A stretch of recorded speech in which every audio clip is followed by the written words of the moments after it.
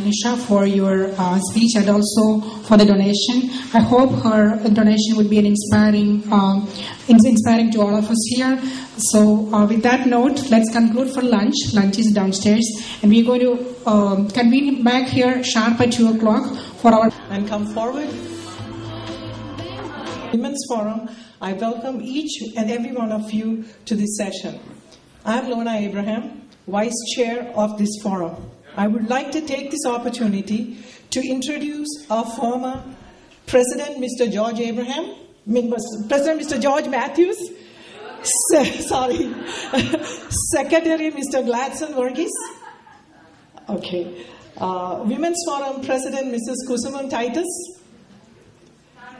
Our Secretary is not here, unfortunately, today. She is Mrs. Rini Mambalam. Our Treasurer, Lali Kalapurekil. Joint Treasurer Beena Vallikalam, she is not here today. Vice Chair Sarah Gabriel from Chicago, unfortunately she couldn't make it.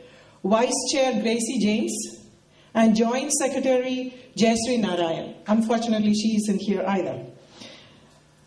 This is our team, and today's event would not have been possible without their leadership, teamwork, organizing skills, and dedicated support.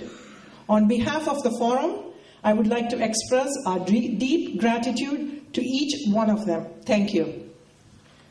The theme for today's panel discussion is Healthy, Happy, and Holistic Life. The pursuit for health and happiness is seen throughout human history. United States is considered to be the leader in healthcare expenditures.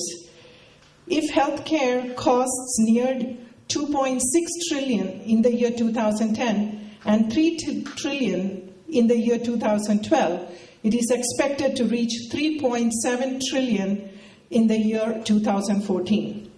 According to the studies made by World Health Organization, the reason for this surmounting costs in the US is primarily due to higher body mass index, which was talked about a lot this morning in this morning session. It's also obesity. Other than BMI, it's also called obesity, and chronic illnesses caused by lifestyle, that is diabetes, cardiovascular diseases, high blood pressure, and lung disorders, and so forth. It is believed that the Obama administration has done more for women's health services than the previous administrations, giving access to 47 million women preventive health services. In spite of all this money spent, we are still an unhappy nation. Depression affects 21 million American adults and children and is a leading cause of disability between ages 15 and 44 in the United States. In an effort to deal with some of these issues, modern medicine in the recent years has started practicing a holistic approach in treating many of the above health and happiness issues, with the patient given multiple possibilities and the right to make choices regarding his or her own health. It is treatment of the whole person, being intimately interconnected, taking into account mental and social factors rather than just the physical. Holistic life choices is more than just alternative medicine. Living holistically is a complete, integral, alternative lifestyle encompassing health, home, and environment. The purpose of this afternoon's panel discussion is to find answers to some, but not all, of the common health and happiness issues that we face in our daily lives. The Vedas teach us that kindness, compassion, charity, and honesty are key values to harmony in life. These ethical components are ingrained in religious philosophies seen across the globe. A central aspect of ethics is the good life, the life worth living, or life that is simply satisfying. However, the main concern is a practical solution of complete moral problems in the modern world that we live in. To moderate this afternoon's discussion and to explain to you further about each topic, we are fortunate to have a very experienced individual in Mrs. Nirmala Abraham. She was born in India, grew up in Kuwait, has been happily married for 45 years, and is a mother of 2 equally accomplished daughters and a grandmother of 5. Nirmala has been active in the community in Delaware and in Philadelphia, has organized many events, especially in the areas of performing arts. She has served on many religious and secular boards. For the last 11 years, she has been the convener for the Native American mission of the Marthoma Church in North America.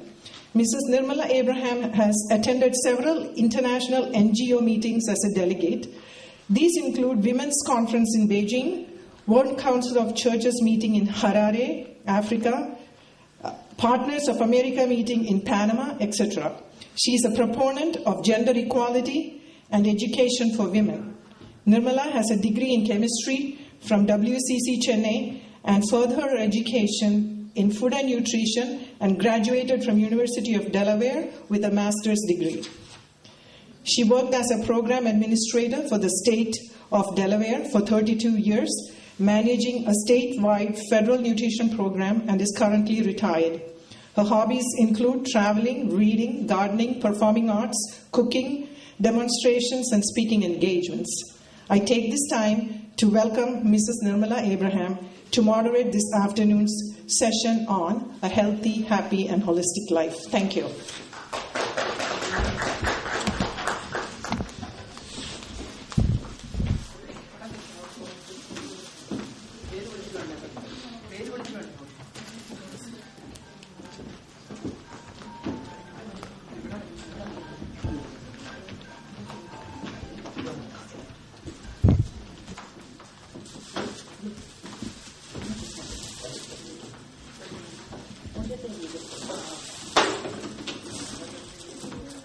Good afternoon. You have an exciting afternoon. We have excellent speakers, so sit up and enjoy it. But we have a different format for taking questions. We're going to be giving out the paper and the name of the speaker before each session. So as you listen to them, write down your questions and pass it back. So each panelist will have a chance to review it and give you a response. So we are going to now start with the first speaker, and somebody who is ready to give out the paper can, give it out for questions after I introduce her. Oh, it's already given. Very good. Okay then. It's my pleasure to introduce the first speaker, Reverend Dr. Asha George Geiser. The title of her topic is Stress, Impact on Gut-Brain, and to Live a Healthy and Joyful. Asha is a licensed marriage and family therapist and an ordained Lutheran minister. She integrates spirituality and psychology into her practice. She has a doctorate in marriage and family therapy, as well as a master's degree in divinity. She's married to Reverend Kim Geiser, a Lutheran minister in Collegeville, Pennsylvania, and they have one daughter, Priya, who will be heading to college this fall. As the first Asian woman to be ordained in the Lutheran Church in USA, Asha has experienced many challenges, especially in cross-cultural settings. These challenges include working in the office of the bishop, traveling around the country providing technical assistance to clergy and staff. Managing stress has been her focus in life. Presently, Asha runs a private marriage and family therapy practice. She does utilize the principles of stress management on the brain and gut with her clients.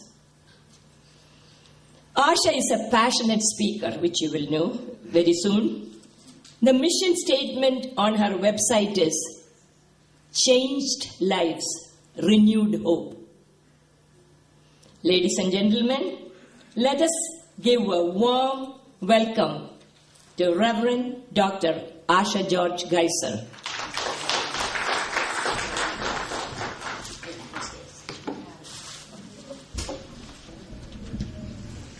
I know you had a big lunch, and I would like to ask you a very big favor that will reduce my stress.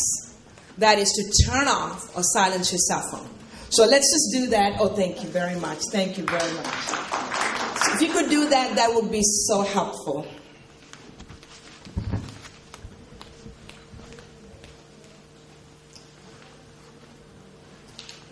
How many of you knew that you had a part of your brain hormone is in your gut? So everybody just sort of touch your gut, because I'll be talking about stress and gut. So because you ate a lot, you have some stress right now as we're speaking. So I'm going to talk about stress and how it impacts the gut brain, and really, really invite you to reduce the stress so you can live a healthy and a joyful life. So the first question I want to ask is, who are the most stressed species in the entire world? This is scientific research. This is not. So I'm doing a little quiz. Who are the most stressed people in the world? Well, who's that?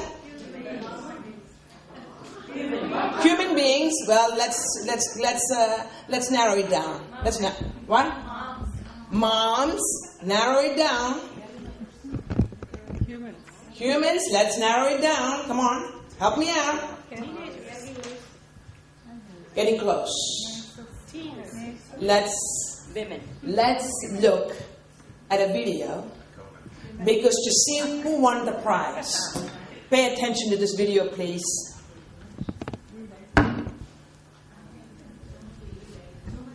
Prestigious peer-reviewed scientific journals. Julie also enjoys teaching.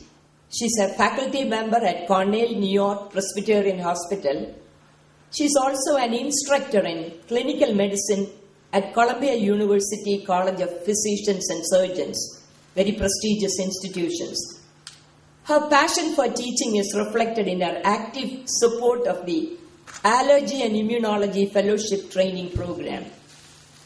Now, if you think if all these activities were not enough to keep her busy, Julie finds additional time to serve on several professional organizations on the national level. She is on the executive board of the New York Allergy and Asthma Society.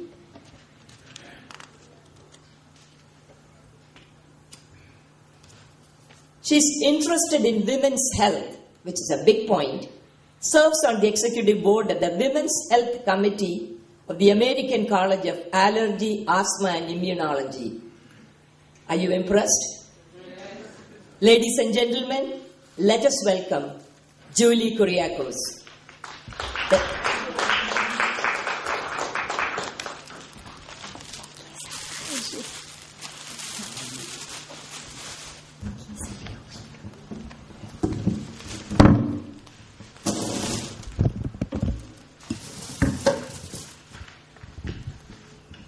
Thank you so much for having me here today. I'm so honored to be a part of any women's education seminar. I think this is a wonderful day, and I hope to participate and be an active listener throughout future conferences. So, my talk today is on skin, beauty, and the role of allergies in everyday life. We're going to focus mainly on the 3 most common skin conditions that happen to women throughout our lives. And I hope that at the end of the conference that everyone will be able to take home the common information with regards to identifying these rashes, and also be able to know the management and prevention strategies for these rashes. Because it's springtime, I also want to talk about seasonal allergies. Raise your hand if you do not have any seasonal allergies whatsoever. Really? All right, so we will raise your hand if you do have seasonal allergies. Raise your hand if you know what the symptoms of seasonal allergies are. So there we go. Out of everyone who said, I don't have seasonal allergies, only about half of you actually know what the definition is. So we'll talk a little bit about that towards the end. And then interspersed in my talk, I'll give some of my tips on how to keep your skin nice and healthy, because I truly believe that the more educated you are, the more you know how to take care of your body, the better you're going to feel and perform throughout your regular life. So the first rash that I want to talk about is eczema. So the scientific name or the medical name for it is atopic dermatitis, or the common name is just plain old eczema. Now, eczema can be referred to a lot of different rashes, but for today in this conference, we're just going to talk about atopic dermatitis. So the hallmark of this rash is really just red, tiny, small bumps that occurs in patches in certain parts of your body. And this rash is unbelievably itchy. It can affect children and adults, and worldwide you can see it in as many as 20% of the population. And here in this country, I'd say it affects about 15 to 17% of our children, and as far as our adults go, it affects about 5 to 10% of our adults.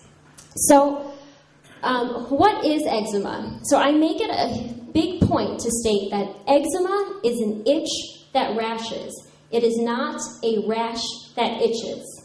And I'm saying this for a reason. Eczema starts off as just a tiny patch. It can happen on your arm. And then when it starts itching, you want to start scratching. And then once you start scratching, you create all this inflammation in your skin. And then the more inflammation, the more you want to itch some more. And then you break open the skin, and now you have a rash. It's red, it's bumpy, and you're getting it infected by scratching it even more. So if we can stop the cycle, meaning if you can prevent the itch and make sure you don't scratch, you're not going to have any rashes. So in this slide, I wanted to show the different phases of eczema, because eczema can look very different on very different skin tones. It can look very different based on the part of the body it's at. And so hopefully we can do some pattern recognition here so that when you guys go home, if you feel or if you're concerned that you or your family members may have eczema, you may be able to identify it. So on the top left, it's an adult patient with some mild eczema of the cheek. And you can see that there's just a little bit of redness right around the cheek. There's some small papules or tiny bumps, and a little bit of hyperpigmentation or darkness of the skin. So in this top right, in the top left photo, this is actually a very mild form of eczema. This isn't very inflamed or angry. On the top right, however, actually I should use my laser pointer, on the top right, so this is an area on a patient's arm, and you can see that this is much more red, it's much more angry. You can see that the patient's been scratching and that there's areas that look a little bit open and that have been crusted over. And this is actually something that I would consider moderate eczema.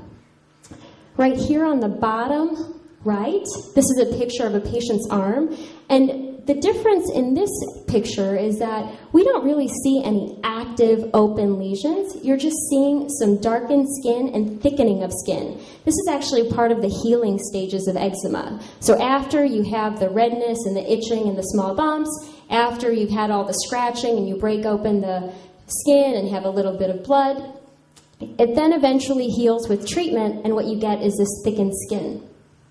And then finally, once eczema is really on its healing process, and this is actually a patient with a little bit of eczema at the bottom of the corner of her lip and a little bit right above, the rash completely goes away, the skin comes back to its original, texture, and then it only leaves a little bit of hyperpigmentation. And this ultimately will resolve.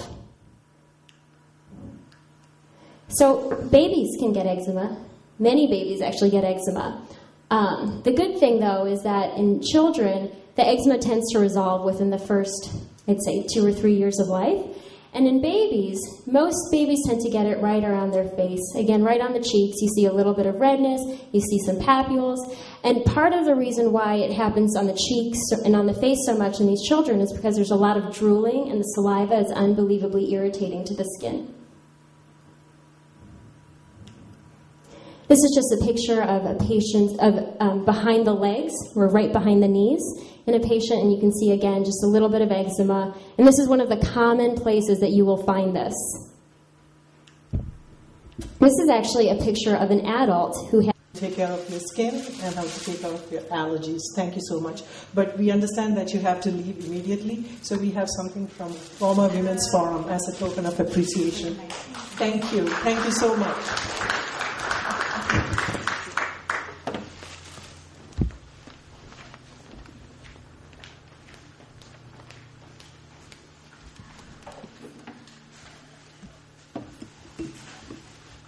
We are really enjoying these talks, right? All right, the next speaker. Start on. The next speaker is Dr. Devi Nambiam Parambil. The title of Devi's topic is The Truth About No Pain, No Gain. Can you hear me?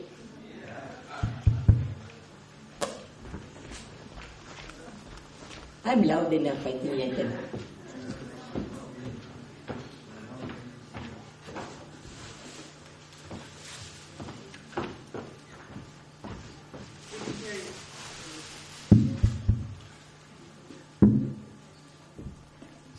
Okay?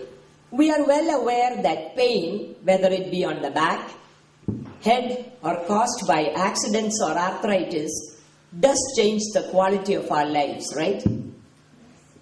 Devi is an assistant professor at NYU School of Medicine.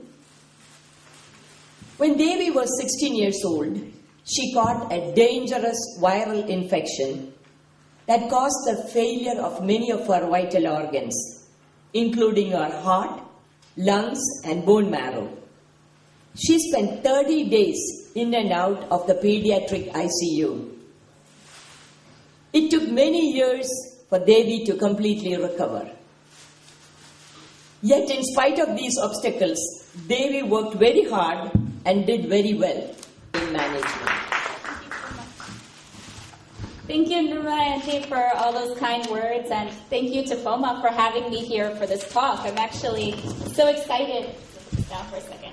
So excited to be here and to have all of you here to listen to the talk. It's so exciting to talk about pain management, even though most people might think pain is a topic that might make them groan. It's actually something that's so important. Almost everybody has had pain and has experienced some type of pain and would love to know how to make it better.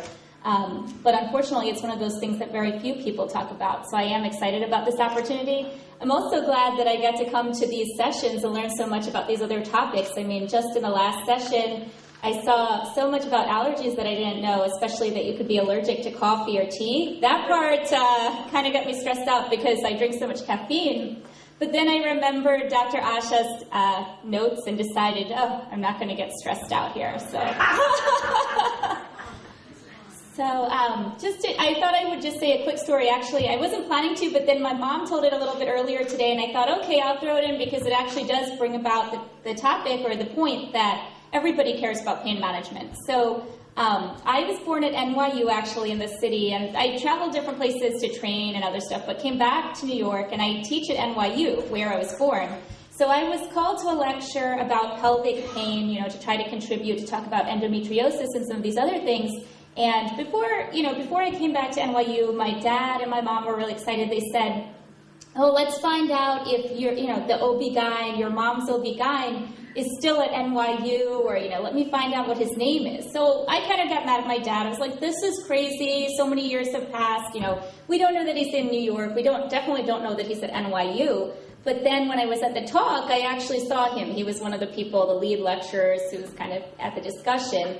So he called on me to ask me about pelvic pain, and afterwards I went over to introduce myself, and, he was like, oh, it's nice to see you again.